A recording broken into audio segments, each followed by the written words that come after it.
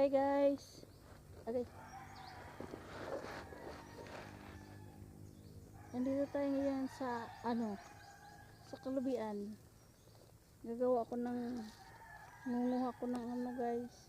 Gagawing walis guys. Ito man guys. Yan. Kasi may iksi na kasi yung walis ko guys. Masakit na sa likod. Kaya yun. Gagawa ako ngayon.